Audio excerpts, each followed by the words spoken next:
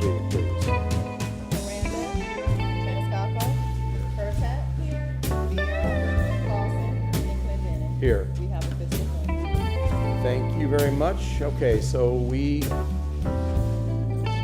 he's not here. So we're gonna pause. Okay, we'll pause that for a minute. We're gonna go move on to 53. In-person staff report. Osea. Is Osea online? Okay.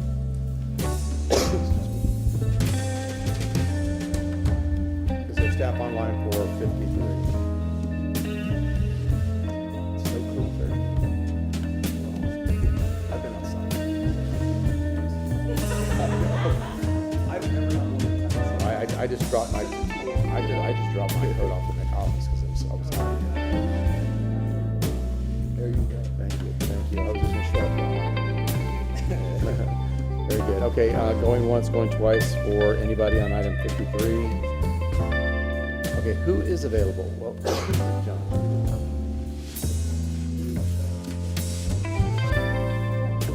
Okay, how about 54? Going once, going twice, 54. Okay, we have a bidder.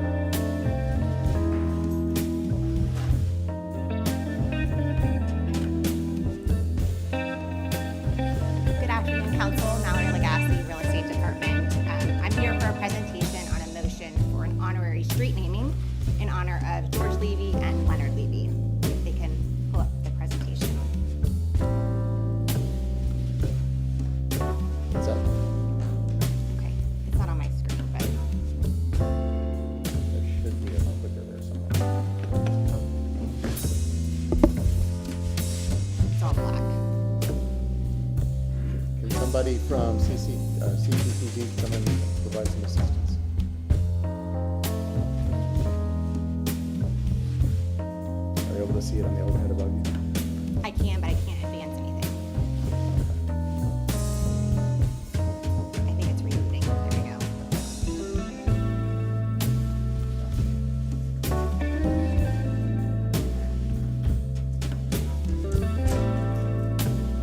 All right. Leonard Levy and George Levy were Tampa natives and twins who dedicated their lives to building a stronger, more dynamic Tampa. Their shared passion for their hometown and belief in its potential shaped the city into a nationally recognized destination, especially in the world of sports and civic pride. In the early 1970s, both George and Leonard were part of a pioneering group of civic leaders who saw what Tampa could become. They worked tirelessly to bring professional football to the region by meeting with NFL Commissioner Pete Rozelle and the league's 2014 owners. Their vision became a reality in 1974 when the team was awarded its first NFL franchise, the Tampa Bay Buccaneers. This transformative moment marked the beginning of Tampa's rise as a premier sports city.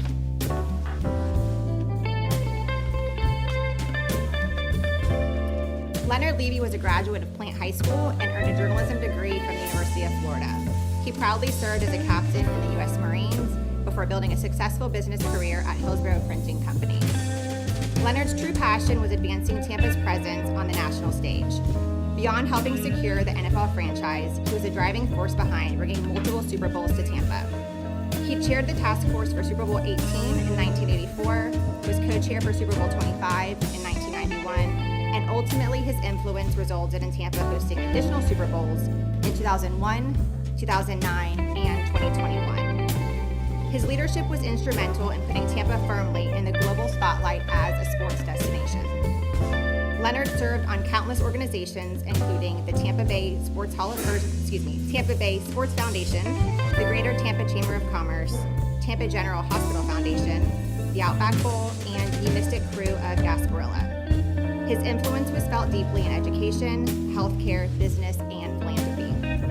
Among his many honors, Leonard received the key to the city of Tampa, the University of Florida Distinguished Alumnus Award, and he was inducted into both the UF and Tampa Sports Halls of Fame. In 2021, the city of Tampa proclaimed J. Leonard Levy Day, a fitting tribute to a man whose leadership shaped the city's modern identity. Mr. Levy passed away in 2022 at age 89. Brother George Levy also graduated from Plant High School and the University of Florida, and he proudly served in the U.S. Army before founding the George A. Levy Awards. George held leadership roles across a wide range of institutions. He served as chairman of the Board of Trustees at Hillsborough Community College and was appointed to the 13th Judicial Nominating Committee. He was a charter member and president of the Tampa Sports Club and served the Tampa Sports Authority, the Hall of Fame Bowl, and the Sunshine State Games. His efforts extended beyond sports into education, youth, and special needs causes. He was a lifetime member of the Boys and Girls Clubs of Tampa Bay, vice president of the Gold Shield Foundation, and supporter of the J. Clifford McDonald Center. His legacy includes founding the Greater Tampa Swimming Association, where he also coached young athletes.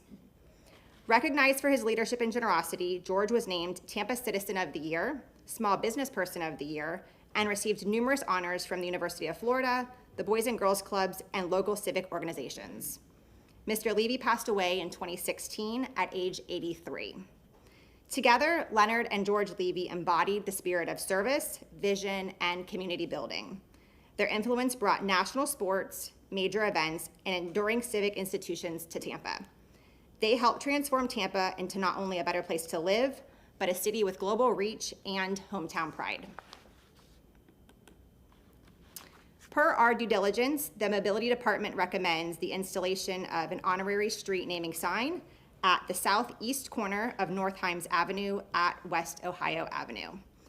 This location is adjacent to a high-volume pedestrian crosswalk that leads directly into Raymond James Stadium.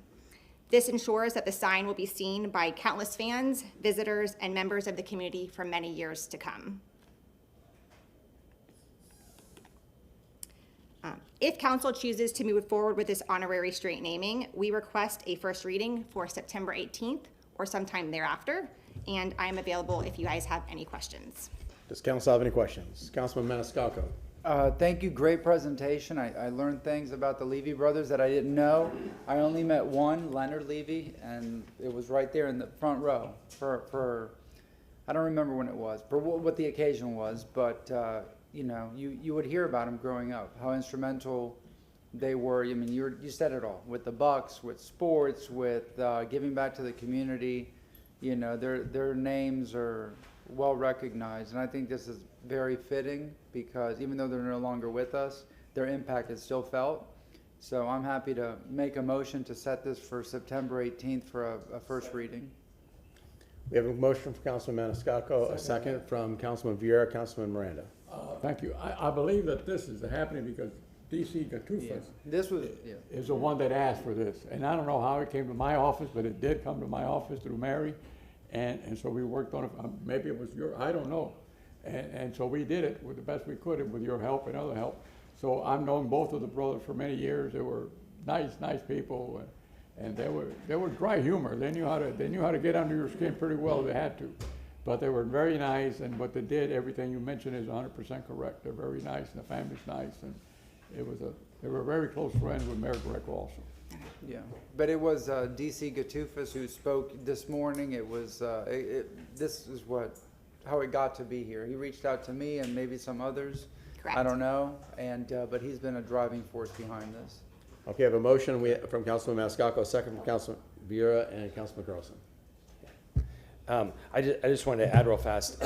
I knew both of them. I knew some of the family members. I didn't know them as well as probably Councilmember Miranda did. But in the 90s and 2000s, they were huge leaders. And the great thing about them is that, as far as I could tell, they didn't seek publicity. They didn't seek recognition, but they moved mountains of making positive things happen in this community. And so I think it's great to recognize people who didn't really ask for recognition during their heyday.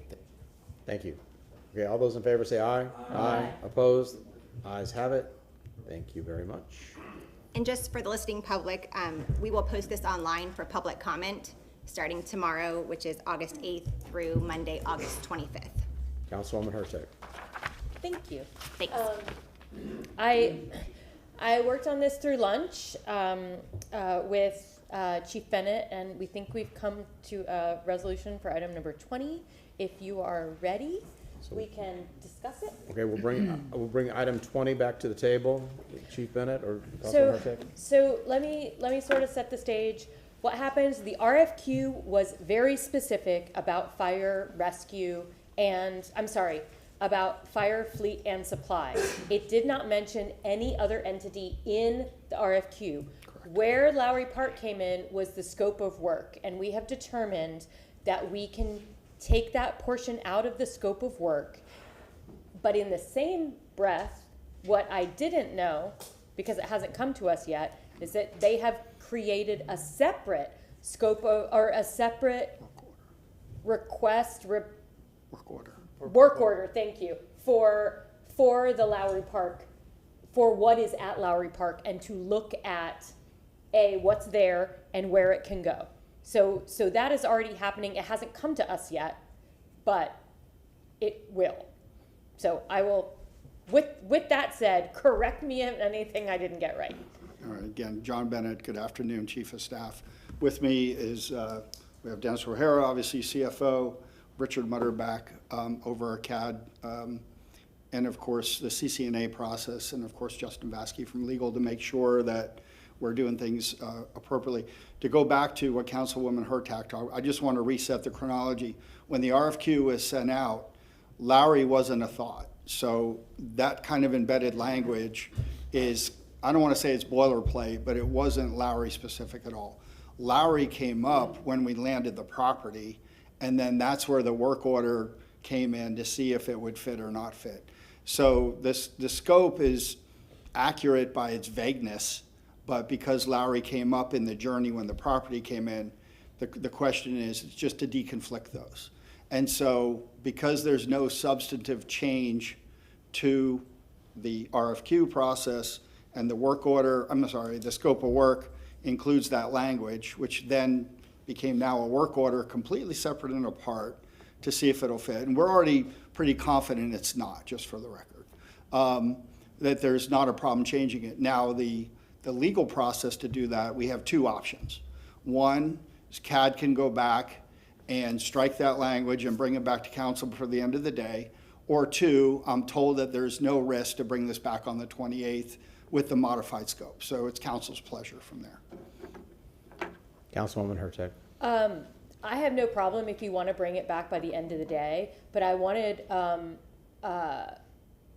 Mr. Mutterback and then Chief Tripp is here too if she has anything else she wants to say, but I just to clarify, we kind of already have some preliminary understanding that fleet and supply will fit, Yes. but not anything additional. Right, and that would have been that second phase of when, so remember, the initial RFQ was land agnostic. It was what are the needs analysis, et cetera, to do these operations. When the property was picked up later on is when the concept, hey, can we fit this? And then there was a work order to see if it would go. Completely separate. So what you're voting on today never included Lowry as part of that at all. But if it's council's pleasure to make sure there's a, no pun intended, a firewall in that, that's easily done without substantively changing the RFQ process. So again, we can modify the scope before the end of the day and come back for a formal vote, or we can delay it to the 28th, which is going to do the same thing either way. I wanted to give anybody else who wanted to have. I think they may want to just validate what I'm saying. Yeah, Richard Mutterback, Contract Administration. And just a little bit there to add on. So like you said, when the RFQ was originally posted, part of that scope, and it was anticipated to be about $200,000 to $300,000 because part of that scope was assisting with site investigations for various properties that we didn't know. The same week that we selected this firm to carry out this assessment is when this property came about, and then it all kind of changed a little bit. And the work order that both you and John are referring to is already in place. That's why there's already been work doing through Wilder, the same firm that's doing the assessment, which is why the $200,000 to $300,000 estimate is now coming in at $142,000 because he's already been able to accomplish some of that scope that would have been in the original RFQ. Okay. Anything else? Just Chief Tripp, would you like to? You want to come back later today or the 28th? Let me. Well, I just wanted to give Mr. O'Hara a chance to speak. Can I ask a question for clarification? Because what I heard from Chief Bennett, it doesn't matter. We get past what's here right now, or we can come back in today, or come back. No, that's not what he's saying. He's saying, at the end of the day, he's coming No, back. but I'm saying that the language doesn't matter. There's no real relevance here. But there is relevance. It matters. Well, I think, Martin Shelby, City Council Attorney, what I've understood is that the administration recognizes that it could come out, and the task that was contemplated in the scope is being handled by a work order, therefore it could come out, and Well, it I know, should come out okay, because it's not stop. related to that, and they'll Stop, give you. let me express my opinion on that, what you just described. What he just said is that the language is not relevant, that what's in here, we get past it right now and not have, it's got zero consequence on the outcome. No, sir, it does not. How does it have consequence? They said that what they're, It's- I'm it's sorry, an- Chief, it's- okay, it's stop, an- Mr. it's- Shelby, stop. Mr. Bennett, what I said, is that accurate? If it came out or stayed in, does it have any consequence on the outcome? I would ask legal and CAD to answer that question specifically because I don't have the language in front of me, but it was explained to me that that was land agnostic, which had nothing to do with Lowry when that Right. RFQ went out. So it's my understanding it could be. We're just trying to make sure that we're partnering through this to get to the right outcome. And because there's a separate work order that was property specific, except instead of agnostic, again, it's an exercise to make council feel confident about the journey we're on. Okay. Because the priority has always been fire fleet and fire warehousing. Thank you. But I defer to legal to make sure that I'm accurate. Okay, thank you. If I may, can I? Councilman Miranda? Thank you, Mr. Chairman. I think we can resolve this today, and if we're not, give them the opportunity to redraw the contract while we're still here, and if we're not done by the time we finish, we can always put it for next week or whatever it is coming up, and it'll get done. But we have two shots at the apple now, today or in the future, the 20th. Justin Vasky, Legal Department. It Yes, sounds like we have two scopes, one in a work order, one in this contract. They're both very similar, if not identical. The cleanest route is to clean up the agreement. If we're not going to perform that task under that agreement, we should clean it up. So the question is, when do we do it? It's up to City Council's pleasure at this point. We can amend the scope this afternoon and run it back here, or we can do it for the 28th and have it cleaned up that way, but it's your pleasure. Councilman Viera? Thank you, Mr. Chairman. So, a couple of things. Oh, it is on. Yep, it is. Yes. So a couple of things, which is, this is the beginning of this facility. And, we're here for between another year and a half or whatever it may be. And we want to make sure that the genesis of it is done very correct. As an attorney, I had a mediation 2 days ago where I think we settled 8 cases. And, I was joking with another lawyer. I said, if there's a 2% chance of something happening, then you spend 100% of the next 7 hours preventing that 2%. That's just what you do. So that's kind of how I see this, which is it likely to happen? No. But it's good just to be safe, given these issues. So whether we do it today or whether we do it in 2 weeks, so long as we address that, this is just me, I think it's probably better to wait just so that make sure that we can get the language right. And I would obviously defer if Councilwoman Hurtak wants to meet with staff on the language and everything. But I'm fine with whatever delay is necessary for it. Reasonable. I know next week we won't have council, but in 2 weeks. So I think it can be done. But again, that 3%, 2% thing. Thank you. Councilman Carlson? No, I think we should take Justin's advice and just edit it and bring it back today. But can I ask you one question, Justin, about the relevance of this? The master contract that covers this, is this one of those open-ended contracts that council approved? And does the administration have to get our approval on these work orders, or can they, because of the master contracts, can they just instruct the contractors to do whatever they want? In terms of the work order, that is one that's under 200,000 that you've already approved in bulk, essentially. So that scope will be approved by the administration. So, and then the agreement that you're approving today, although it's under 200,000, that is an actual agreement. That's not a work order agreement. Okay. Yeah, and you all know, at least the last couple times I voted against those umbrella agreements, because I think there should be more review by council and the public. But thank you so much for the interpretation. I would go with having it edited today and approved today.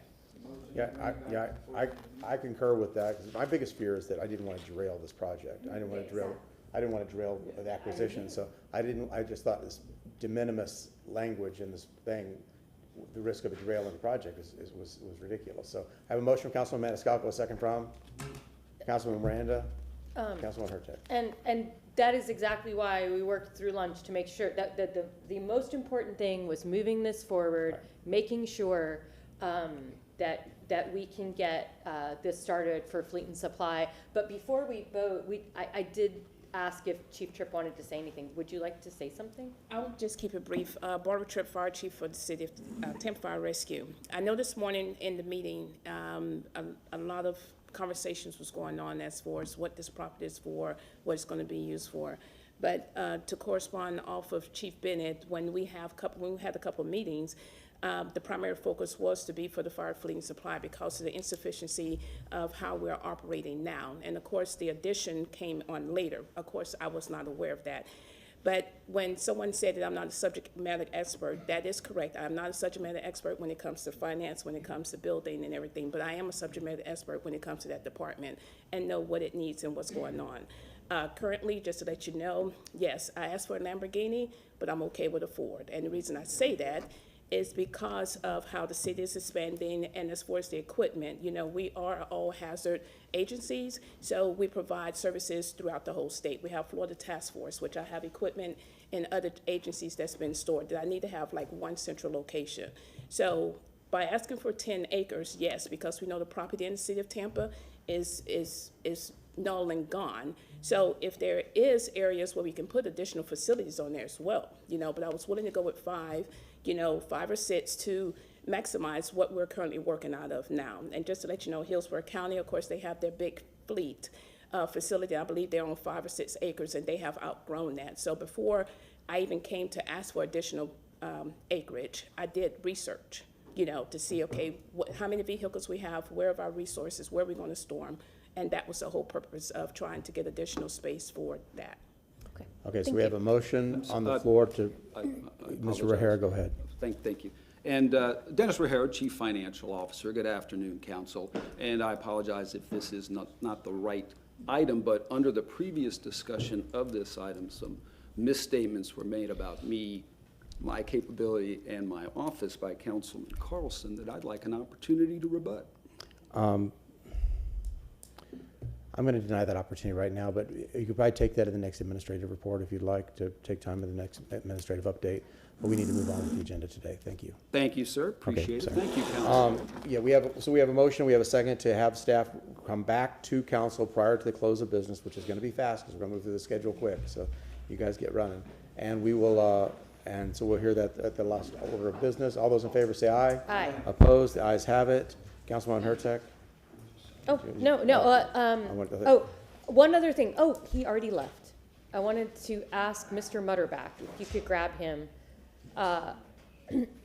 Because, and the only other thing I wanted to ask, and possibly Chief Tripp, maybe Chief Bennett can help me with this, is I also wanted to tell the public or talk about the idea today that once we get this 6-month preparation done, that we will be able to do multiple things at once. Mr. Mutterback, I was saying, one of the things I just wanted to very briefly hit on today is that once we get this 6-month scope, trying to figure out puzzle piece fitting, that we can also do site preparation, any sort of testing we need to do, plus the design for a station at the same time. What might that, or I'm sorry, not a station, supply and fleet building.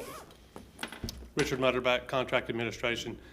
Timeline-wise, you want to get the assessment complete Yes. before you go into design, because Yes. that's going to tell you what you need to design. That's what I'm saying, though. So during this 6 months, that's what they're going to be interviewing all stakeholders, fire fleet, looking at the existing stuff, looking at, what, so that we can decide, do we need 35,000 square feet, 10,000 square feet, and anywhere in between? Yes, but what I'm asking is, once that's done, once we're done with the assessment, we will be able to do multiple things at once. We'll be able to be testing the soil while we're designing. We'll be able to do some of that work. Yeah, we'll take the information from this assessment and use that to put out an RFQ to hire the firm who is going to do that design and construction if we go Excellent. design build. Thank you. So- I just wanted people to know where the next steps were and how we're going to move on it. I really appreciate Yeah, it. that's 6 months, and then that next Okay. is another 6 to 8 months, so we would potentially be getting into a design in, a year to Okay. 14 months. Wonderful. Thank you so much. Thank you, sir. Mr. Bennett. John Bennett, Chief of Staff. I just wanted to meet council's expectations on bringing this back. So they're going to hustle up the amended scope and then get it back, and we'll just be monitoring the time sequence of council. You know, if when the doors fly open, I'll break business and have it the next item. All right, So they get it thank you. before we're done with the other staff reports. Okay, we are on item 53. And Ms. McKenzie's there. And if I may. Ms. after she's McKenzie. finished. Sure. Thank you, sir.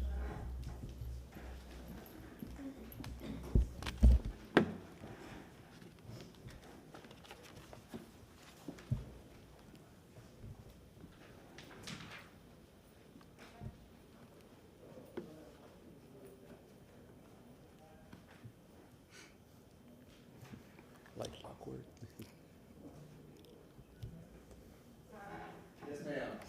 Oh, no worries. Good afternoon, Council. For the record, my name's Brenda McKenzie. I'm Director of Workforce Partnerships with the city, and I'm happy to share a little bit about the concept of having an office for returning citizens. We've really worked hard over the last few years to make sure that we're inclusive of all of our workforce, and returning citizens, or those who are just as involved, is a significant portion of that. Our estimate is about around 2,000 people a year return to our community.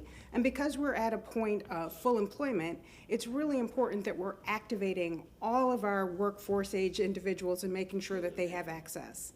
We've really approached this from a perspective of economic mobility.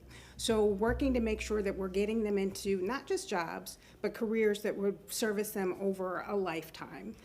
Consequently, the program that you approved for the Returning Citizens Pilot, that was an important part of that.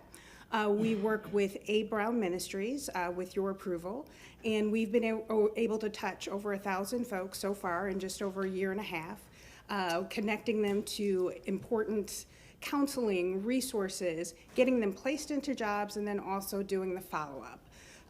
We're hopeful that we're able to continue that, and the lessons learned from those programs, we'll be able to service other individuals and share that as well. We do know that there are a number of needs that the population has, and there is some stigma associated with the population.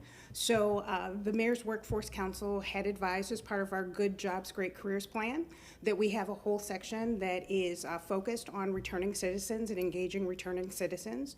We had a task force that was involved with that helped to inform us of policies and procedures that we could move forward with in order to really make sure that we're activating this population. We've also stood up a website as part of the TPA Works, WRX, website. There is a page, a landing page for returning citizens. That was important because it came from our research that individuals in this category don't necessarily think that all opportunities are for them. So it's important for us to call out specifically, you can come here, we can link you to resources there. So we have started to open the door, as it were, to additional ways to serve the population so that they know what's available for them in the city. One thing that we're working on now is to make sure that we're not just touching people after they've been incarcerated, but trying to intercept before that happens as well. So we're looking at justice involved or justice impacted youth. And as we're opening the Reconnection Center at Hannah later this year in December, we've made sure that in our guidelines that all of the agencies that will be servicing that facility have information and know how to work with justice impacted youth so that they can be encompassed and have all the benefits from that as well. So in looking at options for an official office of returning citizens, there's a number of cities that have done it before, which gives an extra layer of service from what we're able to do now. DC does one, New Orleans, Philly. So it has been done before. It's just a matter of additional resources. With additional resources, there's other areas that we don't cover now that we would be able to address. There are particular legal needs that are specific to the population that are super important. Housing is another area. As we know, there are certain conditions that makes it more difficult for this population to seek housing. And then peer-to-peer counseling is typically a really big component to make sure that we have long-term success. Thank you. Councilman Fiera. Thank you very much, and thank you for your very detailed presentation. We spoke yesterday about this, and I'm very excited about this. I see this as something where we can start it here with this administration and this council, and then whoever the next mayor is and next city council can build on it. You mentioned some cities. I know Boston has a very robust one as well. This is a really important issue. Every year in our country, about 650,000 folks leave our prison system, and within 3 years, 2/3 of those folks are going to reoffend. And people look at this issue different ways. I've always said that you got to be tough on violent crime, but also be tough on the causes of violent crime. I think that's very important. I think that the two go together. For me, this is an issue of family. I don't give a damn what people say. Every family is affected by this. Every family is affected by this, of different backgrounds and different religious faiths and so forth. Everybody makes mistakes, and a lot of us get caught. And I mean us as in me. You know what I mean? We all make mistakes. It's an issue of prevention of crime. You take somebody out there and they make a big mistake, they do something terrible and wrong, they go back out there. If they want to use their God-given potential to work hard and put food on their family, we ought to be there for them. We ought to encourage working people. We shouldn't shame people and make somebody the new lepers of our society because of that. And it is also an issue of faith. It is. I mean, you take a look at what every major faith, so many different houses of worship, Jewish, Islamic, Christian, Protestant, Catholic, etc., have returning citizens ministries, because it's all about looking at people that society doesn't see. And I happen to be a Christian, and Jesus always taught us to see people that others don't see. And that's very, very important, obviously. So, and it's also just an issue of human decency. I wanted to thank Wes Prue, my former intern, who did a lot. We talked about him yesterday. He's such a cool young man and all that stuff. I think it's important. Brian Stevenson with Equal Justice Initiative once said, we're all better than our worst mistake, than the worst thing we've ever done. I think that's true for 99% of people. There's that 1 or 2%. Sorry, too bad. But I think that's very, very true, 100%. Oh, no, nobody up here, right? I think that's something that's very, very true. I see no conflict in this for example, I've always been known as somebody who's very pro-law enforcement. I see no conflict in this whatsoever. This has nothing to do with supporting, having good policies on crime, supporting our police. If anything, this supports lower crime because it intervenes and gives people hope. You give somebody a job, you give somebody respect, you give somebody housing, like that Portico housing initiative that I want the city to support. That prevents crime and that restores a lot of different things. So the way that I see this is, and like we talked about yesterday, that this office, which would put the city of Tampa on the map here in the free state of Florida, and I say that with quotes, in the free state of Florida for just forward-looking compassion. I see it for wraparound services, making sure that we can refer folks to people like Abe Brown Ministries, people like the Portico and so forth. I see it for referrals, for legal assistance. I've been meaning to do this for years, and I'm going to do it, which is I'm going to call my friends at the George Edgecombe Bar, Hillsborough Association for Women Lawyers, Tampa Hispanic Bar, and try to get groups of attorneys together who can petition to courts under what was left of the Massacred Amendment 4 from 2018 to petition courts to have fees and fine waived so that people can have their God-given right to vote. That's a big deal, is making people stakeholders. So, but the biggest reason that we got to be big on this issue is because a lot of people see this issue and they go, oh, I'm not touching that. It's not a safe issue, dealing with criminals and all that stuff. It is a safe issue. If you're a family member, every family has somebody that's done a mistake and has gotten caught and is in need of what, and mind you, they pay their debt to society and they're out. And I'm not talking about sex offenders and murderers and all this stuff. I'm talking about folks who 90% of the crimes out there, they pay their debt to society. And we got so many great groups here in Tampa. I talked about the Portico, Justin LaRosa, who's just the greatest guy on earth. We got support on this from the JCC, Jewish Community Center Federation. It helped us with the first one. Our friends at the, Desmond Meade and Neil Volt's group.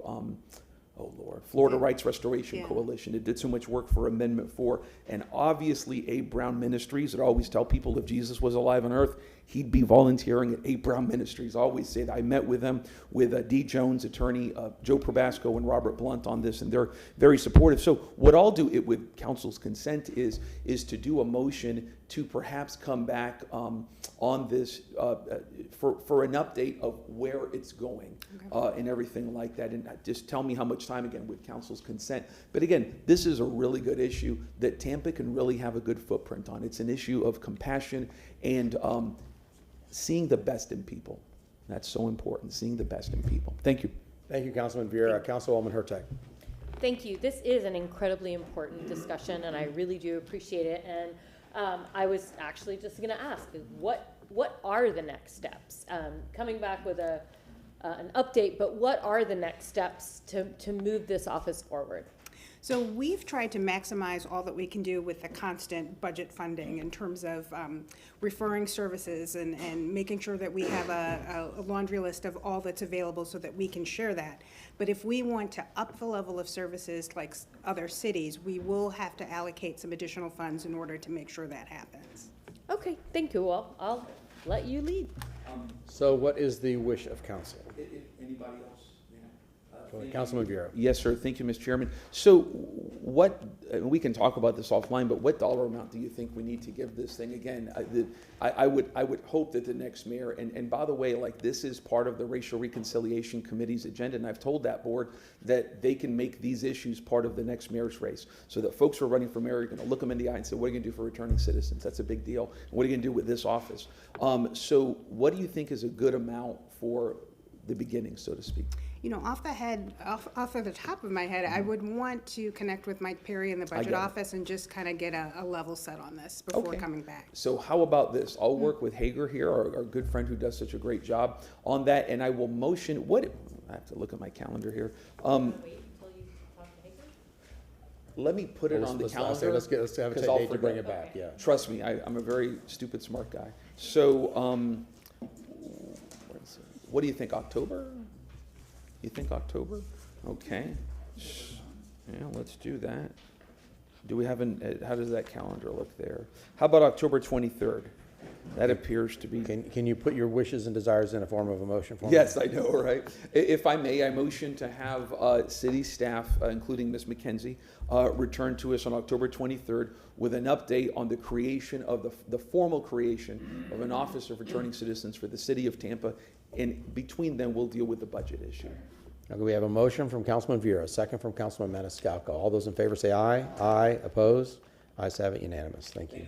Thank you, Council. Very good, thank you. Okay, item 56. Staff and legal to come back with an ordinance which is consistent with state laws. We had a memo from Justin. Justin, sir? Justin Vasky, We got Legal 2 for Department. 1. I'm here to answer any questions about the memo that I submitted. Councilman Vieira.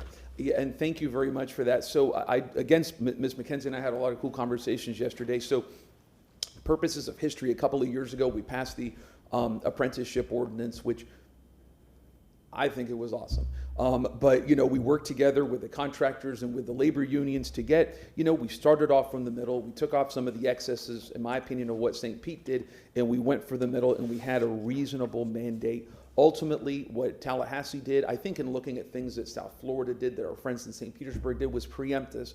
And we were ultimately preempted, even though our ordinance was more moderate, but we survived for 3 years. We never got sued. That was my number one intent, by the way, was to never get sued on that. And whatever Tallahassee was going to do, they were going to do. So we looked at the possibility of, now that we cannot do any sort of a mandate, of having incentives.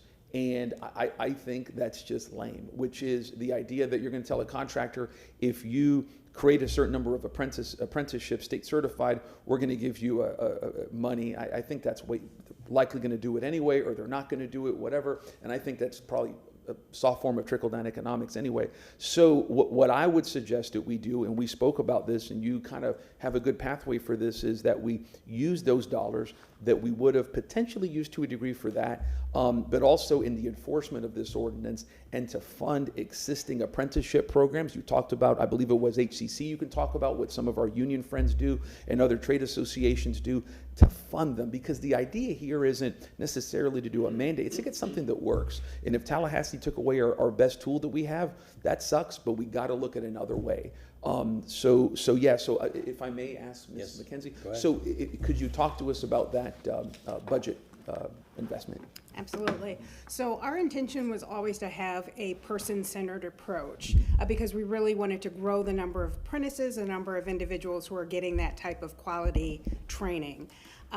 With the state's action, we're not able to do the approach we did with the original ordinance, but we can still work with people. So what we have started to pilot with Hillsborough College is a program in the trades and mechanics where we pay some of the costs related to the program. So we're looking at paying for their books, which could be quite substantial. We're looking at for their tools, something that would go to the actual participant in the registered apprentice program. And we're trying it with mechanics, and then we can get out any kinks and then scale it with other trades as well. But the intent, again, is really to incent individuals to get into the practice of the skilled trades. Councilman Vieira. So what I would suggest, council, is that I'm going to check again with Hager here. Poor thing, she's going to be looking for money under the couches, and the dollars in the couches or whatever here. But and we talked about 100,000. Yeah, I mean, depending on the number of people, but about 15,000 to 1,500 per apprentice. That's awesome. Yeah. So what I would suggest is, council, is that I will make a motion as follows, and I will work with Hager on this, is to motion for it'll just be a written staff report on September 18th. If you need more time, please let us know. On September 18th, for a staff to provide a memo on a formal up to $100,000 apprenticeship investment from the city of Tampa, and what that program would formally entail. Yeah, that's it. Anybody else have any questions? It's a great program. Okay. We have a motion from Councilman Vieira, a second from Councilman Maniscalco. All those in favor say aye. Aye. Opposed? The ayes have it. Thank you, Council. Thank you very much. Okay, is Mr. Shelby back? We need him for the next discussions. Yeah, Councilwoman Hurtak. Mr. Vasquez, are you working on what's coming back to us, or is somebody else working on that? Justin Vasquez, Assistant City Attorney. I can't be in two places at Yes. once, but staff is working on, Okay. on the amendment. Excellent, and I'll be wonderful, back. appreciate you. Yes. We have 2 items left, so just, not to, but there's gonna be some discussion, so you Do I got want him to? It's up to him. Did he call it? Okay, here you are. Did he call it? Yes, we were. Huh? Okay, if he wants to. Okay, so we need to hear item 58 first. You want to do them together? Okay, we'll do them. So we're going to do 58 and 57 together. Mr. Shelby, would you like to kick this off?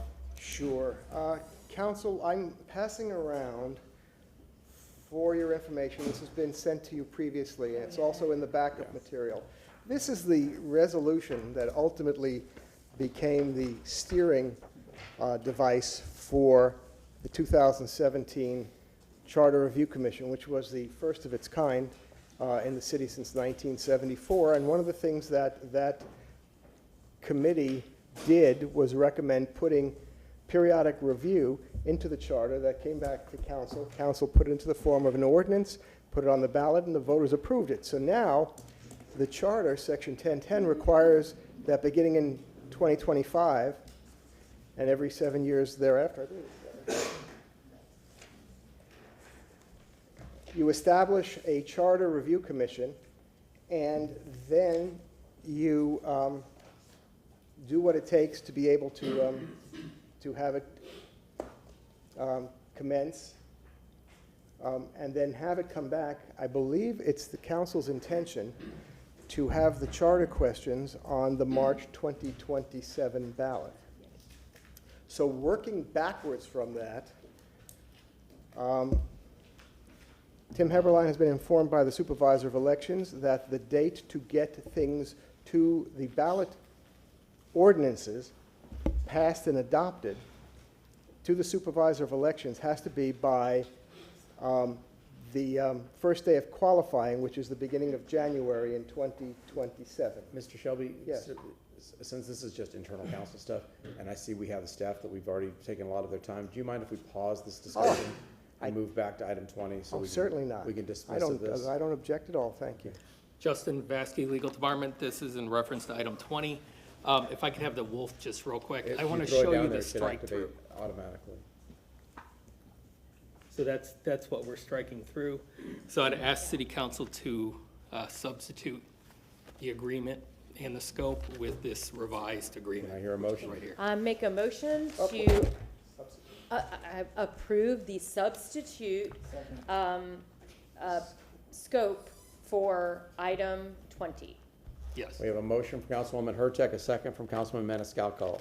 Mr. Shelby? And has that been filed with the clerk? I'm getting ready to do that. Why don't we do that before we make that motion? Okay. So motion, should we do a motion to Motion receive and receive, file? so I will, Well, actually, your motion is to accept the substitute. yes, so my motion is to accept the substitute, which is we're Yes. adopting the substitute resolution that in two shakes will be in your hands. If We I have- can, Mr.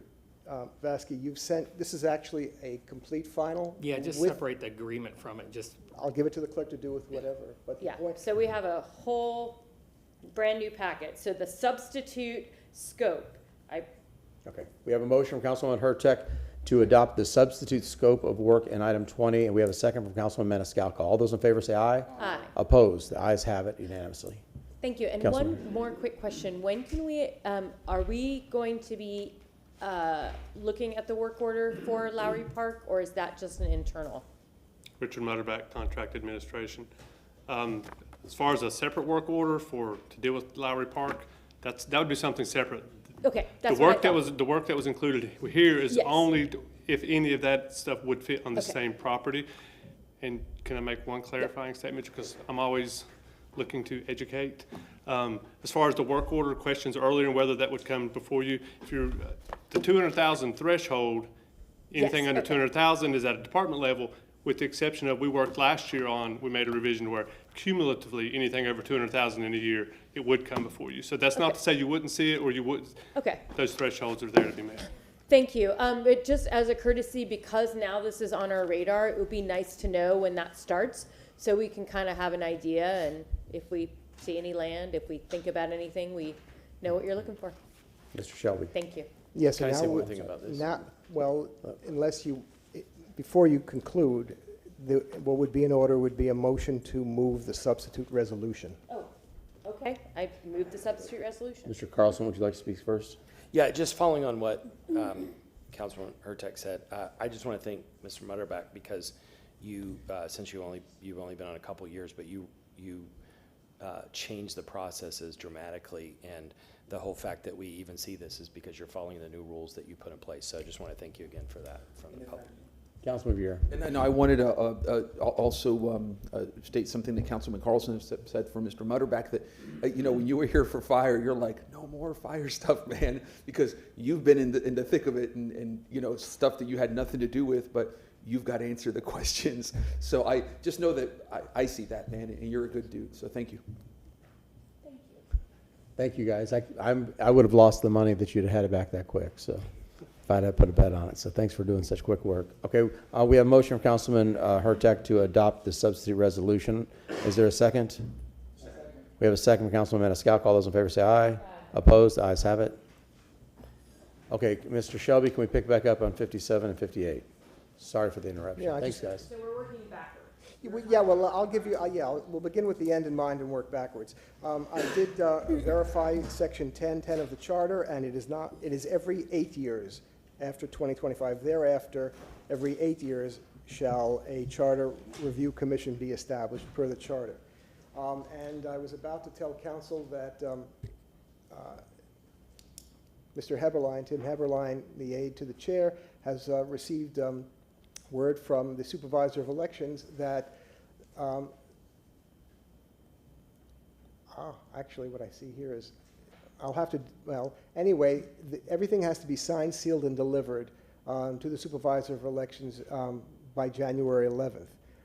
That's if it's translated or not translated? Well, actually, it says here, these items with Spanish translations, and I had asked that, what would it be if the office, if you get it to the supervisor of elections early, they have done the Spanish translations through their office. That would be my recommendation. What? Oh, January of 27. January of 27.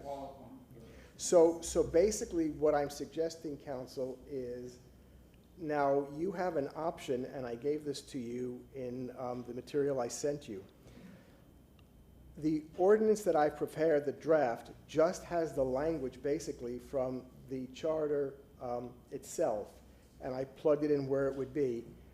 You have an option. You can either mimic what you have in this resolution that I provided you as a guide, and I'm not certainly suggesting that anything that's in there can't be revised and substituted or adopted depending on what you want, but those are the kind of things that this previous City Council looked at and delivered to the Charter Review Commission. This time around, it's a little bit more complicated in the sense that you, per the charter, have to obtain both legal counsel, who is not a city employee, to provide legal advice to the CRC, and a professional facilitator to facilitate the charter review process, who shall be engaged by the city with city council's approval. Necessary funding shall be provided to ensure full transparency and citizen participation in the charter review process. So your options are to either workshop this either today or another day at a special call and find out exactly what language, if any, more than what's already in there to put in the charter, in the ordinance, or what you do is you just merely bring this to life through this ordinance and say any additional direction will be provided via resolution. So that'll buy you the time to do that. So as Mr. Shelby knows, I've been very involved in these discussions behind the scenes. Yes. My gut tells me, just to frame the issue, is that we have a couple of subject matter experts now on charter review serving on council. I don't know, Charlie, have you ever served on charter review? Me? Yeah. There was only one. I mean, oh yeah, okay. That was only one. That was the only one I've ever First had? That was the only one I've ever had? But Yeah. the other three appointed us and then had to vote on the results of it, and Right. so. So we have these, I mean, obviously, so we're sitting in a really good position because we saw the good, the bad, and the ugly of the last process. And two other members of the Charter Review Commission are on the 8th floor in the city attorney's office. There we go. So, and I know there's been a lot of energy around, the governance. So my gut tells me is that we need to do some homework, and especially our subject matter experts and those of us that have an opinion on this. And I threw out proposals for charter changes, not too long ago, that I would like to see wrapped into this. And I think there's probably other people have the same kind of, similar types of ideas. I don't know what the scope of these changes will ultimately be, but I think y'all should come back to us with maybe some proposals of how this ordinance would look like, what you think this should look like, I mean, where you see some gaps, maybe where you see some of this. I guess this would be a resolution, not an ordinance. Actually, there's an ordinance, and I didn't print out the draft ordinance, but Okay. that's in your backup. Okay. And what it says is the language that does appear in the whereas clause is directly taken from section 1010 of the charter. That relevant language is put into the sections. So the only language that really tracks is language that's required by the charter.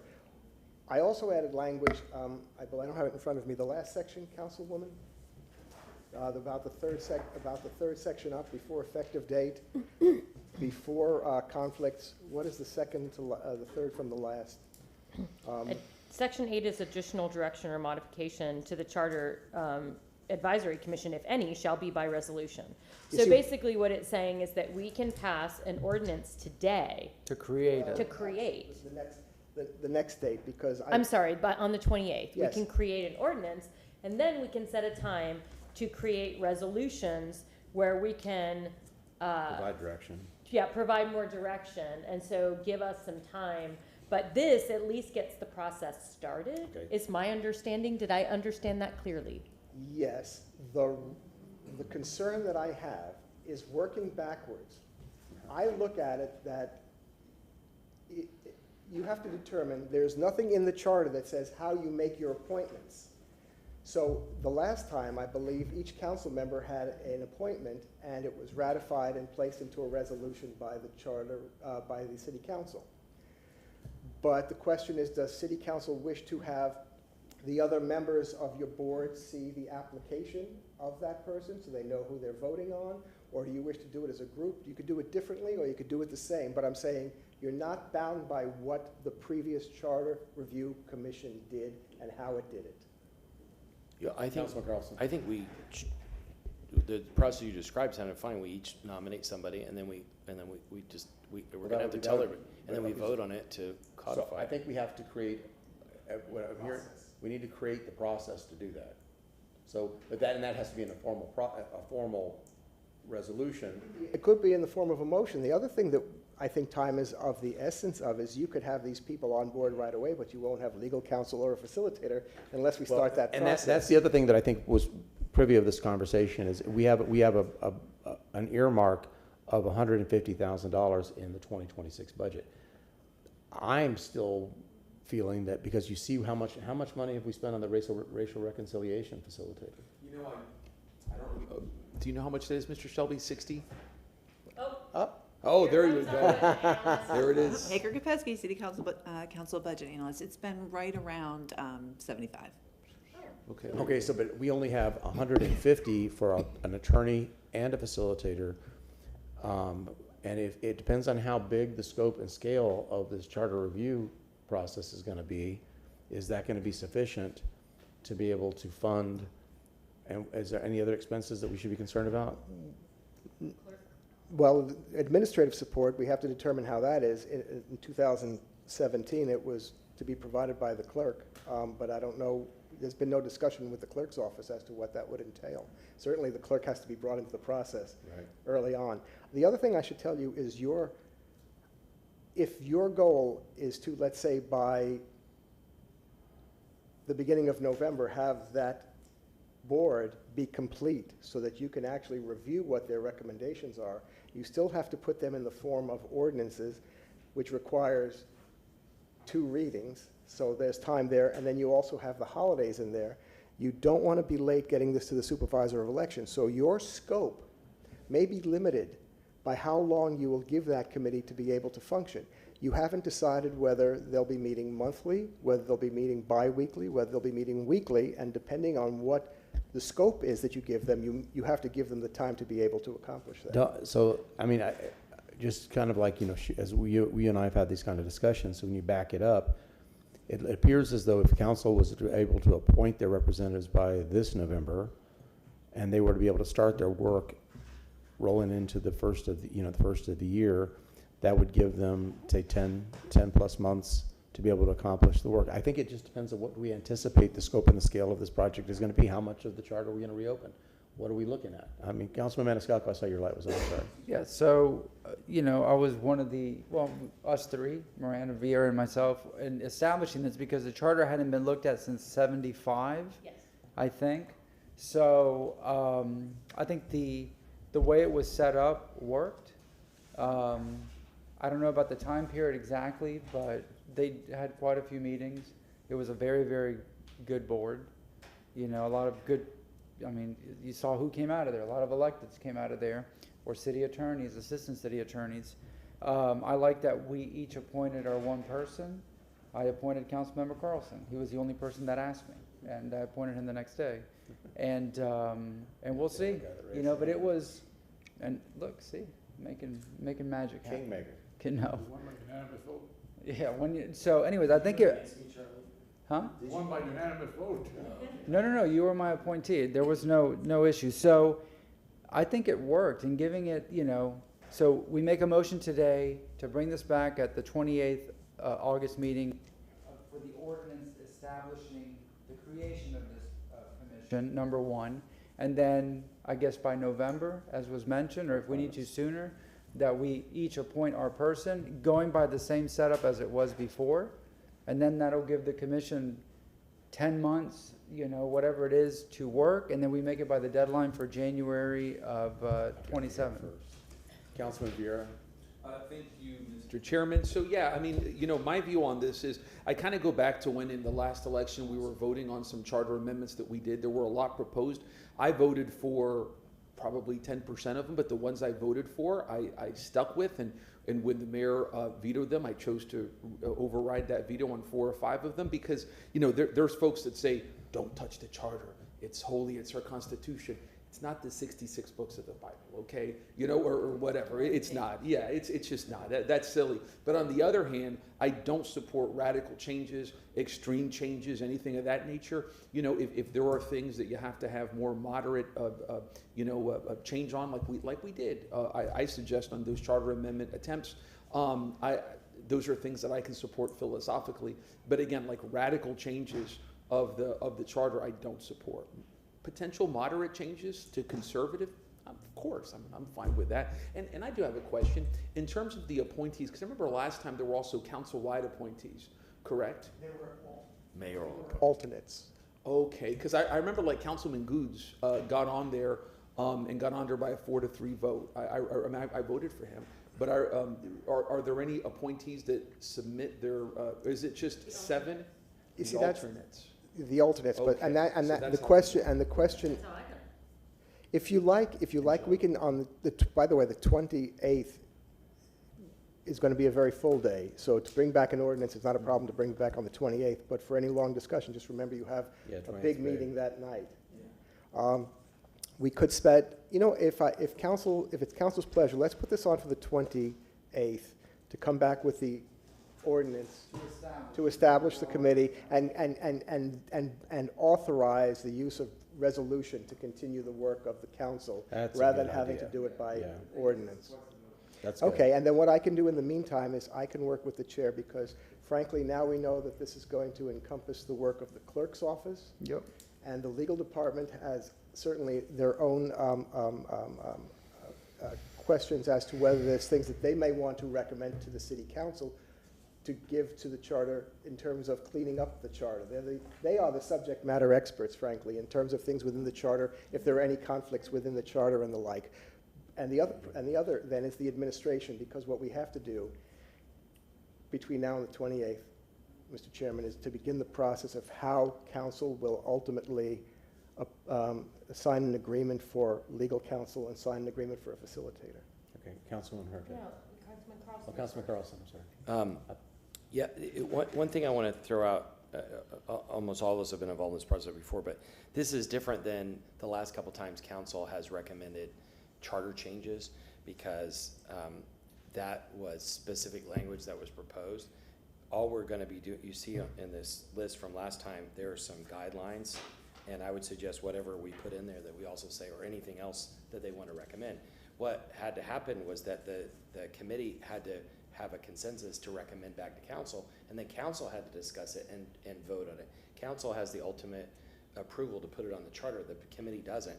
But my point is that we're not recommending language to them. We might have questions for them, like the board did last time. And you see, if you look through the list, some of the questions aren't really solved still.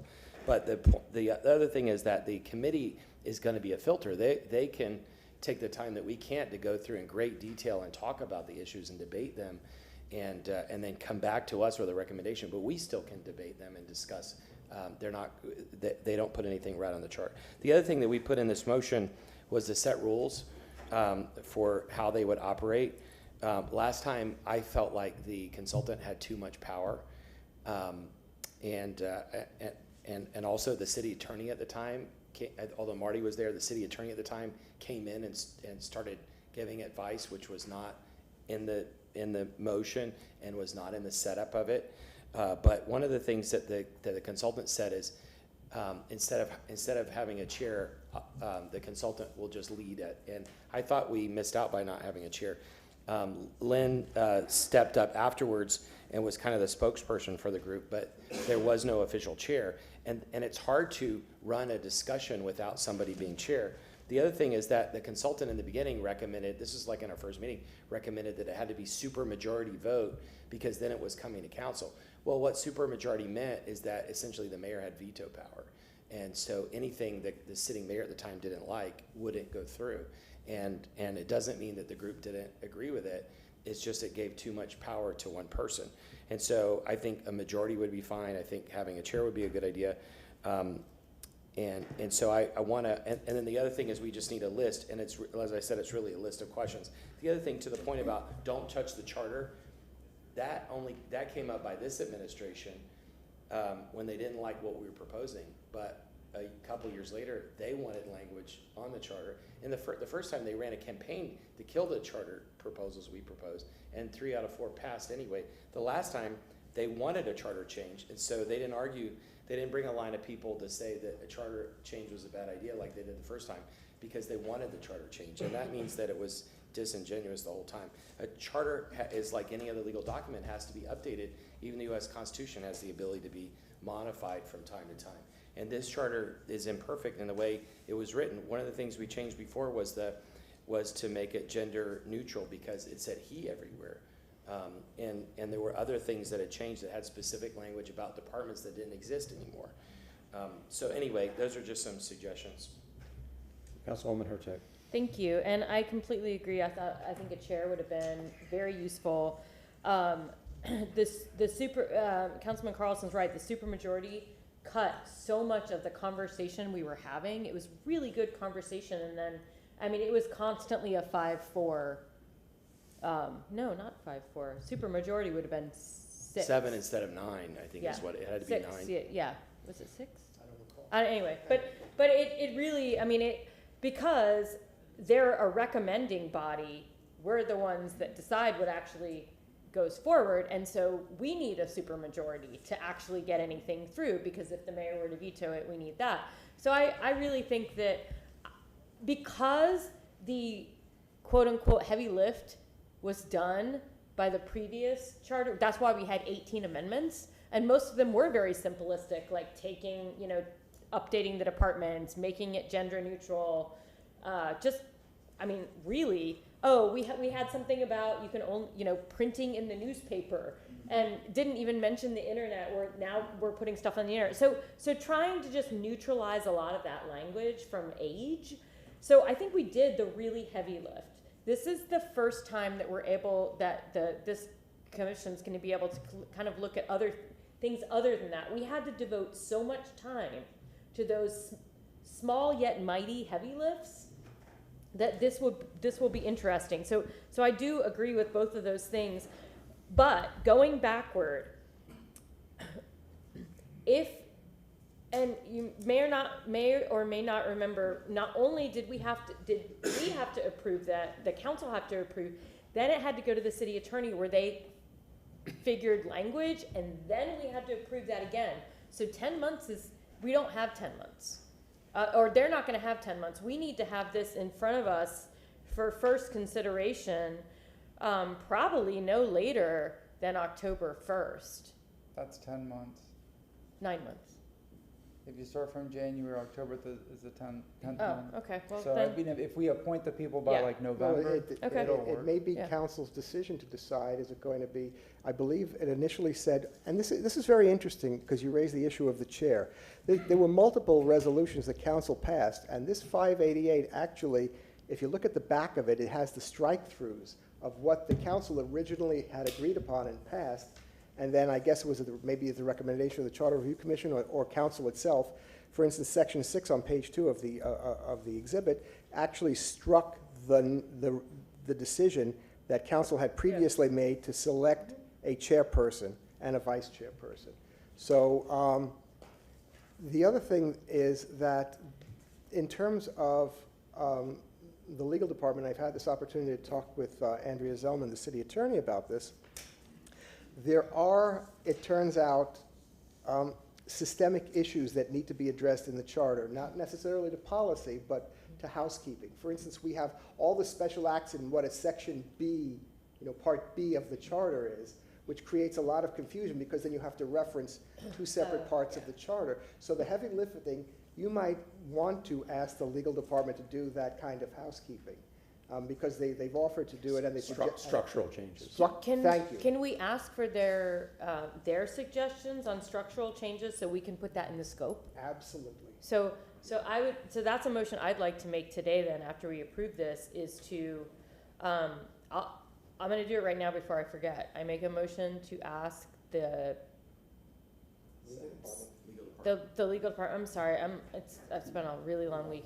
I'm gonna ask the legal department to submit their suggestions for scope for review for the city's charter by, Yeah, you better close it up. focusing on Structural changes by, give me a date, y'all. October 9th? You want it sooner, September? October 2nd? No, oh, you want a second. Okay, October, Of this year? yeah, we need to get this sucker started. But for structural changes, the committee won't even be put together till November, so they really it could be January or February. But we want to put it in the No, list we, of all that. yeah, we need to put it in. There's So, September 18th or October 9th? October 9th, Second. as a written staff report. Second. We have a motion from Councilwoman Hurtak, a second from Councilwoman Maniscalco. All those in favor say aye. Aye. Aye. Opposed? Ayes have it unanimously. And additionally, what I would love, and I don't know, I have it somewhere because I kept all my books. Yeah, I have all of my giant books from that. But is there a way that we can get a strike through of the changes that the 2018 Charter Commission did to the actual charter? I think that will be very beneficial if we were able to see what was actually changed. Yeah.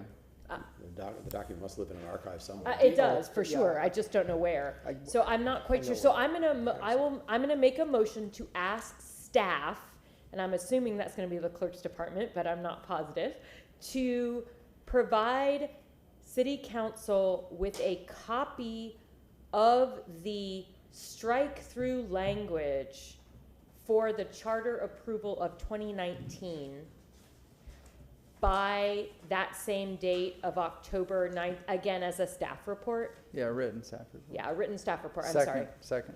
We have a motion from Councilwoman Hurtak, a second from Councilwoman Maniscalco. All those in favor say aye. Aye. Opposed? Ayes have it. And Do you think you, maybe you're gonna say this, but do you think you ought to ask the mayor's office too to give a list? They probably- that's the legal department.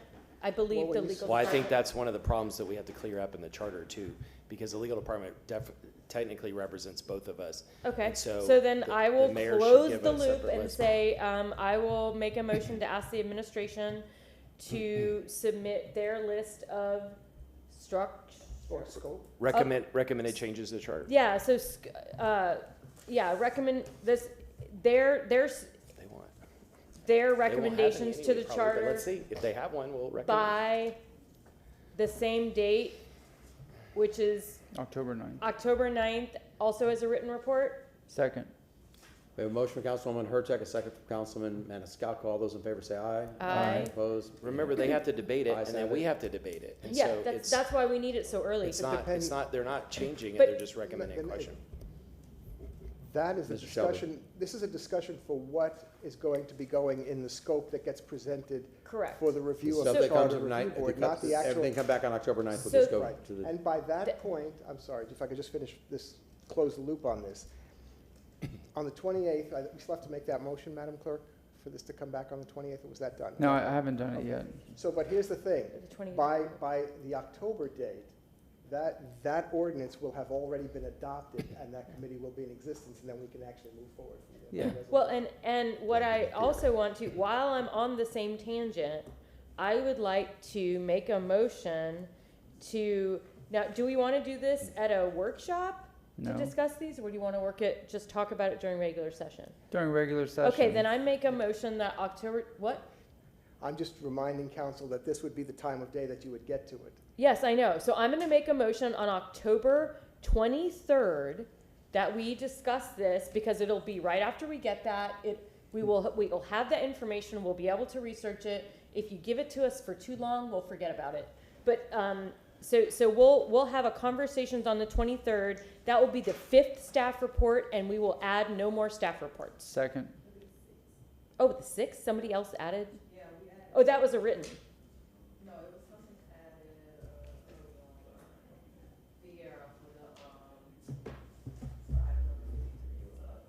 Okay, but that can be pretty quick. Yeah. So yes, so that will be the 6th and final staff report for the day. We have a motion from Councilwoman Hurtek, a motion for second for Councilman Maniscalco. Oh, Okay, Mr. Shelby. We may have to come back sooner That's what I was thinking. because we cannot wait through this whole process. We have to still come back. It may be, we can come back on that, but we may have to come back, and I'll That's- work with the chair to do this. but that's not what I'm saying. I'm saying to come back to talk about this specific thing, which is the scope of review. Okay, so we So- can begin, so we can begin the process then Yes. of selecting the Correct. members and I'm- also the facilitator and the legal. So I will specify my motion to, on October 23rd, that city council will discuss the scope of review, including everybody else's option or recommendations. That is when we will bring our recommendations, we will look at everyone's recommendations, and we will have a conversation just about the scope of review. Second. Is Can that- Can I make a suggested Okay. modification? Councilman Carlson. Instead of scope of review, could we call it recommended issues to Okay. discuss? Recommended issues to discuss, okay? Second. Recommended direction for the upcoming charter.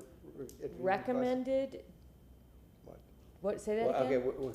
I'm sorry. So, Mr. Shelby, what we're going to create is a resolution defining, If you see what's in the present resolution that I gave you from 2017, you can see there are several areas. There Yes, are but this things. is all we're talking about. Right. so council says on the 23rd of October, council will address the scope Period. of Just call it the scope. scope for the resolution for the creation of No. the, No, No? it's just the scope of what we are asking the charter review to review. Yeah, Okay. the main topics.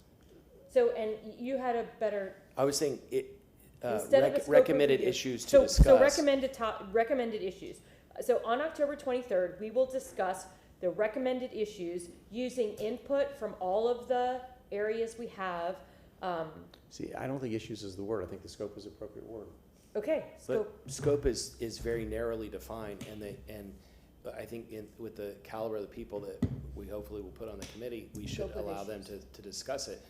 While I have the floor, I want to say one thing that wasted a lot of time last time was the facilitator brought in an example of another charter and made us go line by line.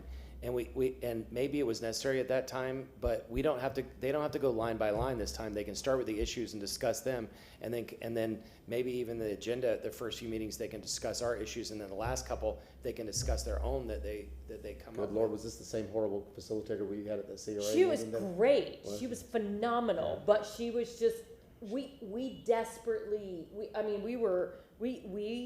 it was antiquated. We got bogged down Yeah. going line by line, and Yeah. and just taking the pronouns out, we had to go line by Yes. line. I mean- But the next time they don't have to go line by line. Yeah. We can ask the questions, and they can discuss the questions, and as they read it, if they have other recommendations, they can do it. But they don't have to waste time going line by Councilman line. Vieira, the Maniscalco. And I wanted to comment, y'all had talked about the supermajority to get something to city council. Upon first impression, I think a simple majority would do well, upon first impression. But if they come back with whatever, some obscene number of charter amendments that look like it's part of some political agenda or whatever, it will not be well taken. So in other words, I'm favorable to what y'all are talking about, so long as, I'll give you a double, but don't stretch it to a triple. That's all I'm saying. But That's a it. majority is only 5-4, the super majority just, yeah. Two other. Councilman Maniscalco. I know, I'm gonna support her motion, then I'm gonna make a motion after that for Mr. Shelby to come back with an ordinance establishing the Charter Review Commission, so we Okay, so begin. Councilman Hurtek, would you please restate your motion? Yes, I motion that city council have a discussion about our Goals and objectives. goals and objectives / scope for the Charter Review Commission to consider, including all of the information we are receiving via staff report on October 9th at our October 23rd meeting, Second. in addition to, or do you want me to do that separately to limit the number of staff reports? Yeah. Okay, so that's my motion. Second. I like that. We have a motion from Councilwoman Hurtak, a second from Councilman Maniscalco. All those in favor say aye. Aye. Aye, opposed? And then Ayes have very it. quickly to Limit limit the the staff. staff reports, no more staff reports for October 23rd. Second. We have a motion from Councilwoman Hurtak, a second from Councilman Maniscalco. All those in favor say aye. Aye. Opposed? Ayes have it, unanimous. All right. No, let him make his motion I first. just want, I'm just going to ask Councilman Maniscalco to set it for first reading, Okay. so that way we can get the ball out, that ball rolling. So I Councilman make a- Maniscalco. Thank you. I make a motion to, for Mr. Shelby to come back with an ordinance for first reading at the August 28th regular meeting to establish the City of Tampa Charter Review Commission. And I think, the term heavy lifting was mentioned earlier, and I think in the commission from 2018, being that it hadn't been touched since the 70s, a lot of the heavy lifting was done, and I think this would be more of a streamlined process because it's fresher. But if we would then, this is for later discussion, get our appointments in by November, I think the commission begins in January, right after Christmas, and then they'll hit the ground running. We'll be on schedule. That'll give us 10 months. If there are issues, it gives us another month or two before we have to take it to the supervisor of elections, and it'll meet qualifying, it'll be on the ballot. And I think the kinks were worked out, in the previous one. So that is Knock on my wood. motion. Knock on wood. We have a motion from Councilman Maniscalco, a second from Councilman Miranda. All those in favor say aye. Aye. Opposed? The ayes have it, unanimous. Mr. Shelby? Thank you, Council. Yeah, I think this is good. I think we're ahead, we're being proactive ahead of it, and I think that would be well thought through. I really encourage those of you that are subject matter experts to get those ideas flowing, and that's it. That is the last item of business, Councilman Hurtak. Well, I do want to put on council's radar, and I'm not sure how to keep these ideas of, and is this something that we would talk about next week after on the 28th, after we approve this, the things like the chair, the no supermajority, we need to start we had an email, I want to say, before that was dedicated just to suggestions, or if we didn't, we need to have one that's focused solely on the charter review for this year. Well, for the two of you guys that were on it, I think your input is going to be invaluable because you guys had to work through these nuts and bolts and all the bumps and everything and that. So maybe when you guys come to this, the creation of this document. I hate to wait till October. We can't wait till No, October. my suggestion is we can start that discussion On August 28th? on August Okay. 28th, because I'm going to and by the way, I'm going to ask all of you, please, take a look at, and not to rely on what was decided, but look at the kind of things the kind of direction that was given, the kind of things that, for instance, here it says they shall meet at least once a month, and more so if they desire, depending on what your scope is. You may, when you recruit people, you may have to say, well, you may have to meet twice a week. Yeah. Twice a month, if that's the case. So please take a look at those. Don't look at what they're talking about and see what your own input is, and come to a consensus so I can at least get some direction on the 28th to come back with a resolution that gets that ball rolling, so you could actually go out to the people who you're going to be recruiting or recommending, or the people who solicit or come to you and ask to be appointed, so you could tell them what they're signing up for. Thank you, Councilman Carlson. Yeah, I remember the last time we talked about this, you reminded me, this is not this administration, the prior administration refused to advertise it at all. We even made a motion, which I think we approved unanimously, to ask them to put it on the Facebook page as an event, and they refused to do that. And as a result, we only had 2 meetings that had anybody from the public. And in each case, one person who had a specific agenda organized people to show up and propose those items. And it ended up that 2 amendments were on there that the administration didn't want. Had they advertised it, there would have been more diversity of people showing up at the meetings to give input. And so I don't know how to solve that problem. I don't think this administration would do that, but we need to make sure that it's fully communicated so the public can provide input. Remind me when the runoff is for District 5. First week of September. No, and last week of October. Okay, so they'll still, District 5 will still have an opportunity to get their person in. Okay, good. Yeah. Councilwoman Hurtak. So the only thing I did want to say, I completely agree with not only the advertising, but the social media. And so what we need to do for that, I'm taking notes, I'll keep these. Good. But I do believe that that when you talk to your folks, you should talk to them about twice a month. And only because when you have a month between, it's really hard to remember. Catch back up. And that way, if they end early, wahoo, but if they don't, they really do have time. I'm terrified of the time here, so if we do twice a month, then they might just be done. If that's council willing to put that into the ordinance, I can put that into the ordinance that comes back. And again, a reminder, when we're looking at this budget item, we have to take into account how many, the facilitator, the attorney, and any other expenses that we have, lunch, all these things have to be taken into account. They were evening Okay. meetings.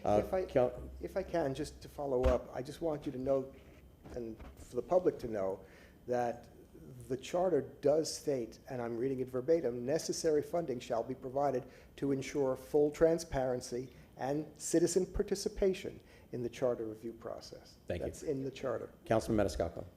Yeah, I already had one person contact me interested in being appointed. Last time, Councilmember Carlson called me the night before while I was eating French toast on Fowler Avenue. Were they just plain French toast? French toast, but it's not 2018 anymore, as much as I wish it were. Public engagement is different, as you see our meetings are, not right now, but they're very, very busy. So I would assume more public participation. But again, going back to the advertising, it's true, we put it out there. Why? Because we want people inquiring and wanting to be appointed, number one. Number two, this is a big deal. It's the City of Tampa Constitution. We didn't address this since the 1970s, and it was Councilmember Capine, I think, that brought this up and made this happen. It was outdated. It needed a refreshing. And now that we do it on a regular basis, we won't have these. That's why I say it might be more concise. Mm-hmm. It'll be that heavy lifting is out of the way, and it'll be a much smoother process. If you like, you could give more consideration individually to how you want to solicit participation for membership, and then if you have direction and a consensus of council, I could put that in the resolution. Okay. Okay. Mr. Councilman Carlson. Yeah, just one more thing. We won't go through our issues that we suggest now, but when I hire lawyers to look at contracts, for example, a contract, I don't know if you agree with this, but a contract, they always say you may have a good relationship on the way in, but you have to write it to exit. The most important thing is to figure out how do you solve conflict and how do you exit. And I believe that a lot of the conflict over the last 16 or so years has been that some of it is ill-defined. And so we just, I think fixing some of those problems without going into details will solve the problem. And also putting limits, for example, like not allowing a city council member to win the karaoke contest 2 years in a row. I think somebody should be disqualified from the competition because of professional training. She's not an amateur. She is now a professional. She did great. She's not an amateur. I call for disqualification. And if I may, I call for a urine test. Councilman Bureau. I always, and did you want to say something on the? Could I just ask Ms. Sharp to bring me my motions folder? I forgot. And I was just going to say with what Councilman Carlson said, absolutely. So long as, it's something that is reasonably foreseeable. But I'm the kind of lawyer, like my releases on my cases where I defend them, they're like 15 pages, they're awful and they're brutal. But in something like this, so long as it's reasonably foreseeable, yeah, I think that's fine, yeah. Okay. Well, is that it? Are we done with this? We can put this aside? Okay. That was a great conversation. It was a good conversation. I enjoyed that. Okay, new business. Let's start on this side this time. Councilman Miranda. Yes, sir. I'd like to make a motion to present an off-site commendation August the 16th, 2025 to Buda Baptist Institutional Church in celebration of his 160th birthday. Wow. We have a motion from Councilman Miranda, a second from Councilwoman Hurtak. All those in favor say aye. Aye. Opposed? Ayes have it. Is that all? That's it, sir. Councilman Maniscalco. That's where I started singing with the City of Tampa Choir. Wow, that's where you It's where it all began. Where it all began. Guess what? It didn't serve you very well at Forest Hills last week, did it? I was very, very tired. I was very tired. I'd like to make a motion, and I already spoke to some of the attorneys, and you heard Chief Bennett. I'd like to make a motion for the administration to provide a written report on Zion Cemetery at the September 18th Second. regular session meeting, just to give us an update and status of what is happening. And again, I've already talked to some of them. Very, Yes. very good motion. Councilman Bureau. Yes, and I was going to say, with regards to funding, I speak this out of purely ignorance, but I mean, maybe there's, and again, 8 million, is the county looking at helping with that? I mean, how? Well, my question, I was going to reach out to maybe Mr. Hearns and others Yeah. to see, what is that 8 million? Is that Yeah, the 'cause- master plan? Yeah. Or even with the housing authority, if the buildings are all vacant, where the cemetery borders are, do they start demolishing those and Yeah. then establish a perimeter and say this is sacred ground? The last I saw, that was the plan. Okay. So I'm going to find out exactly what does that 8 million entail, and I'll just, I'll Because we make could phone get calls. different buckets, I'm sure. Yeah, the last plan I saw was that they were gonna take those buildings and not build on them. Oh, yeah. I mean, like, I'm sure we all agree that if that's the plan, and it's the plan that the community wants, I mean, I was touched by everybody. By the way, especially Jarvis today, man, he really touched me. But yeah, then I'm funded, man, however, I don't care. Okay, so we have a motion from Councilman Maniscalco, a second from Councilman Miranda. All those in favor say aye. Aye. Opposed, ayes have it. Is that all? Councilwoman Hurtek? With, Look at the trophy I got. so yes, this is the Forest Hills Trophy. What is the picture? It's I the don't know if picture of all of us. Singing. It's our album cover, and this will be the cover of next year's poster to encourage all of us to go. Who but who I produced particularly loved that. Who produced that? That was This is Forest Hills. And where is it Neighborhood available? Association. And where is it available? I know that if you would like to hear us sing, that go to Luis Vieira's Facebook page, because he had a lot of the video up.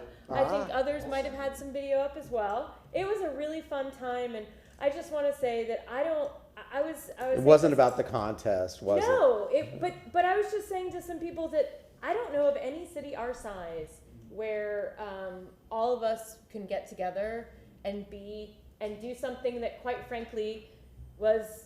It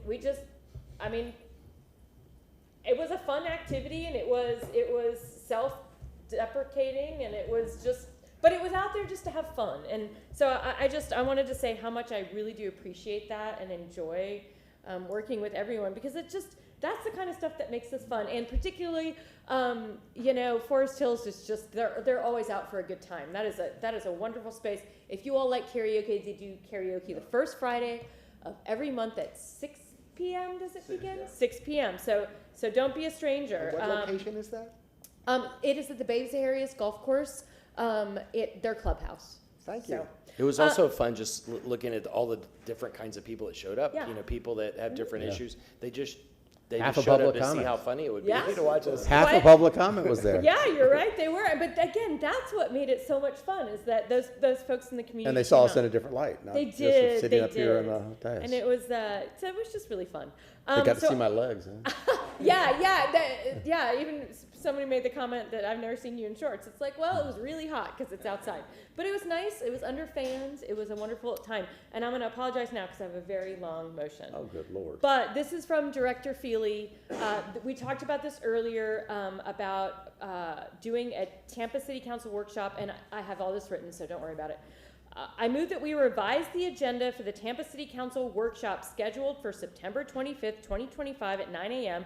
to center the session around land development and planning related topics, allowing us to focus on several key matters that require updates and potential closure.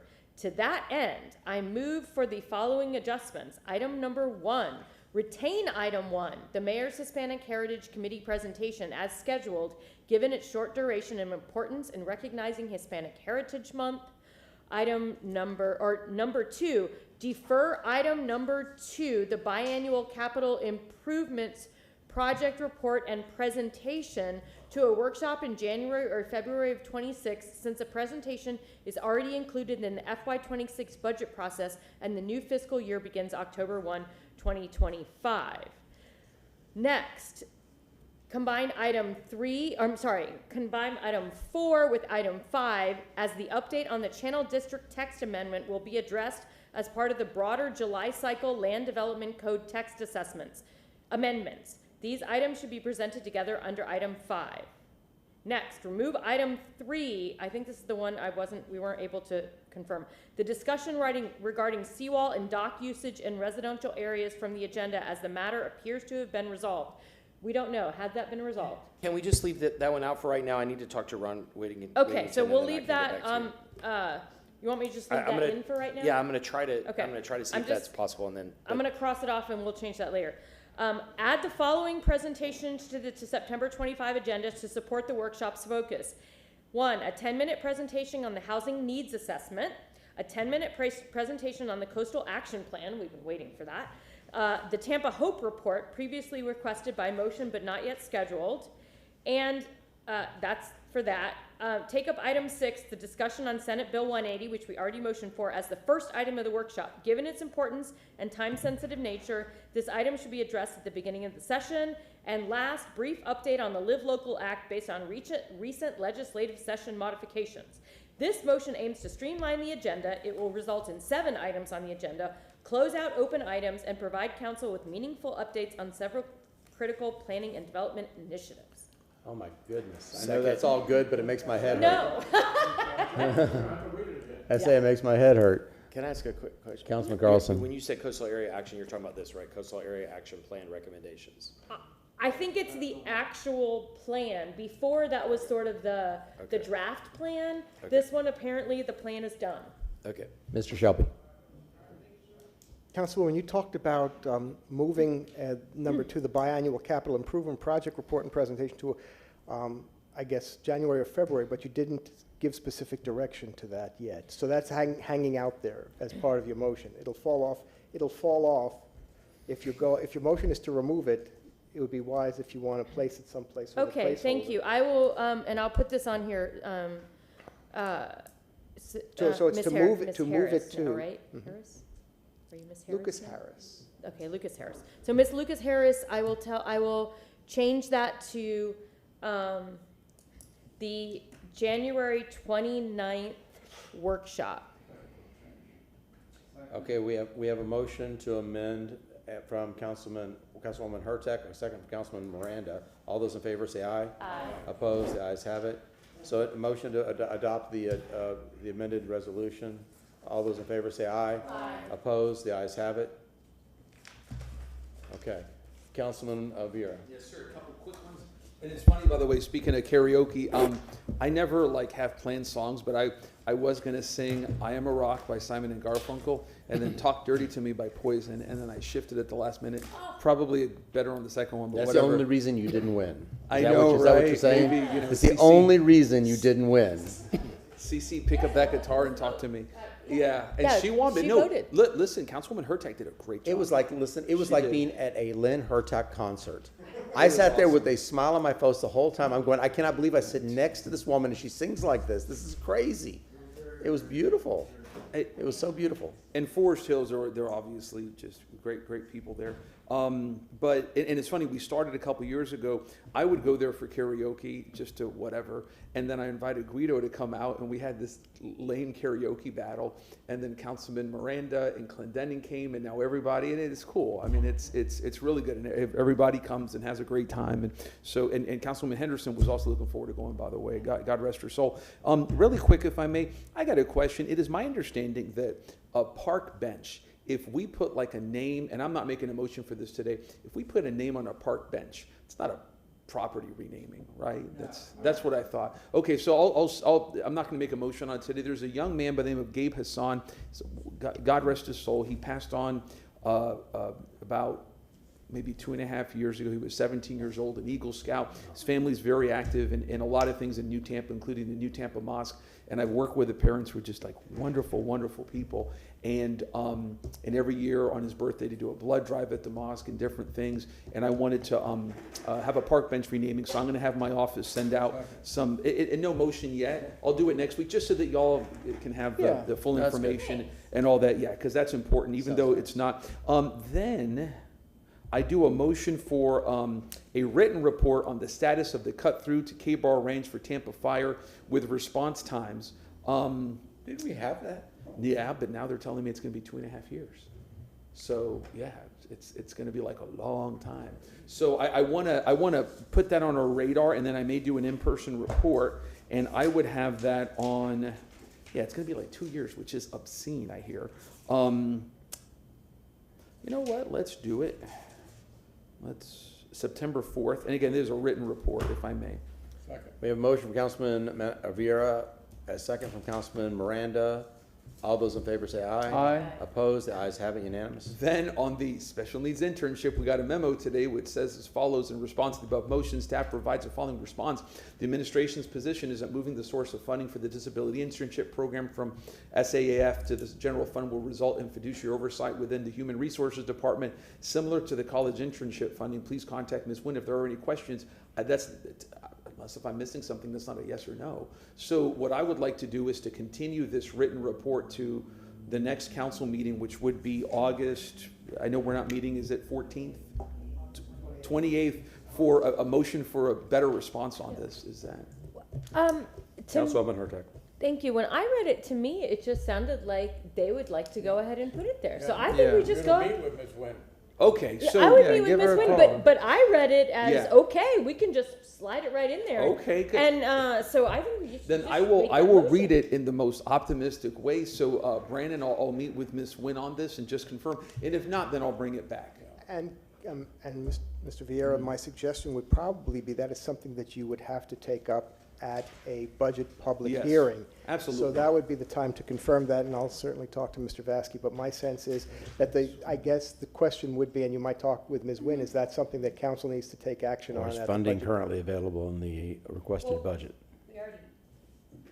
I think he already funded it through the social action arc. But The No, point no, is just so to this move is the that. messed up thing Yeah. is when it's funded through social action, whatever, right? And then the administration tells us, but you're capped at 100,000 for each person. That includes the special needs internship. That's why, among a lot of reasons, I'm not happy, because that rule in effect gets rid of the funding, but then the question must be asked, why fund it if they're not gonna hire interns? So Exactly. that's the frustration. It's a layer, it's a sandwich layer of frustration. So I would suggest you meet with Yeah, Ms. Kopinski and I'll- as well. and I'll be Meet- glad we- to we- do that. Meet with Ms. Kopinski too as well, wire her in on this issue, please. And then I do have a motion. I was approached, y'all know Grand Hampton. I remember going there with you for a. Oh, yeah, Yep, yeah, a candidate forum some years ago. That was like, I felt like I was in Atlanta by the time I got Oh, I there. know, that is on the edge. It's like So- on the edge of Pasco County. Yes, it Yeah, is. So yeah. Grand Hampton's interesting. You have Grand Hampton at City of Tampa, then the road, County Line Road, a lot of that's Hillsborough. Then you got Pasco County. Didn't you have to go into Pasco to get back into it? Yeah, it's really interesting. So they have a charter school that's being built out, or I believe it's called Northwood Charter School. It's gonna be built up next year, and there's a lot of concern from Grand Hampton residents on the traffic that's gonna be associated with that, and the need to potentially have a traffic light at 5147 County Line Road. My motion is for city staff mobility, and I already sent the information to them, to get in touch with Laura Malloy and Chris Haynes over at Grand Hampton on the potential of a light at this location, 5147 County Line Road. It is my understanding that this is city. If it is not city, my direction and pursuant to my motion would be for the city to work with the appropriate government entity, whether it's Pasco or Hillsborough or Alabama or whoever, to work to get a light there. And this is relatively easy, not to get a light, but just on the efforts made to report back to us.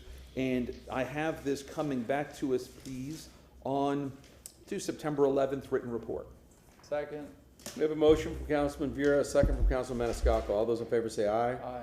Opposed? The ayes have it. Oh, September 11th is it's a CRA for the day and a. Okay, well, yeah, thank you very much. September So, 18th works. September 18th. Okay, so we have a motion to amend the previously adopted motion to, for the date to September 18th. All those in favor say aye. Aye. Opposed? The ayes have it. Councilman Carlson. Thank God. I think we all just got 3 years older. Exactly. I have a birthday every 10 years with this guy talking. I'd like to make a motion to accept my Form 8B for Second. number 33 today. We have a motion from Councilman Carlson, second from Councilman Maniscalco. All those in favor say aye. Aye. Opposed? The ayes have it. I also would like to state that the karaoke contest was unfair because Charlie was telling so many jokes that I couldn't sing. I was laughing too much. But that's your excuse. That's You know, his excuse. actually, that is a lie, because I've never heard Charlie Miranda tell a joke that I actually laughed at. He was making Charlie was making me laugh so much my face was sore when I laughed. Oh, my word. Oh, my God. And then you use the same material on me. Councilman Hurtak, please. Can I get recognized? Recognize you, Chair. Okay. You just reminded me of one that it's been gnawing on me. I would like to make a motion for mobility to provide a written report on September 18th about moving the crosswalk on Bayshore Boulevard between Brevard and Swan. And I want to emphasize that I had heard there was a rumor that they were trying to revisit the idea of putting a traffic light there, which would just be chaotic for the traffic at that intersection. So, Second. thank you. You're up. No. Is this some, so I just have to say it, is this something that could just be answered in a phone call? It You should. tried, okay, I get it. Okay, so, motion by Chair Clendenin, a second by, Councilmember Maniscalco, all in favor? Aye. Any opposed? Ayes have it. Thank you. We have a motion to receive and file from Councilman Maniscalco, second from Councilman Miranda. All those in favor say aye. Aye. And